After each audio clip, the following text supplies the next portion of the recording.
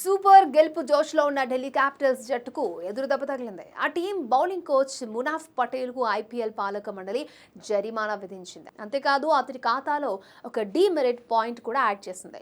Rajasthan రాయల్స్తో match సందర్భంగా మునాఫ్ పటేల్ అనుచిత ప్రవర్తనకు గాను భారత క్రికెట్ నియంత్రణ మండలి ఈ మేరకు శిక్ష విధించింది. అసలేం జరిగిందంటే ఢిల్లీ రాజస్థాన్ జట్ల మధ్య సూపర్ ఓవర్ టైంలో Delhi bowling coach Munaf Patel fourth అంపైర్తో వాదనకు దిగారు.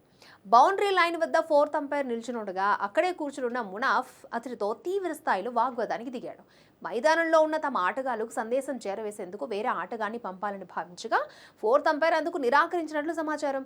ఈ నేపథ్యంలోనే అతడితో మునాఫ్ వాదనకు దిగినట్లు తెలుస్తోంది. ఇందుకు సంబంధించిన దృశ్యాలు సోషల్ మీడియాలో చక్కర్లు కొట్టాయి. ఈ క్రమంలో ఐపీఎల్ పాలక మండలి మునాఫ్ పటేల్కు జరిమానా విధిస్తున్నట్లు ప్రకటన విడుదల చేసింది.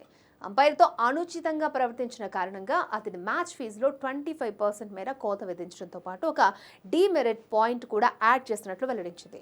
ఐపీఎల్ ప్రవర్తన నియమావళిలోని ఆర్టికల్ 2.20 నిబంధనను అతడు ఉల్లంఘించిన కారణంగా ఈ మేరకు చర్యలు తీసుకున్నట్టు తెలిపింది.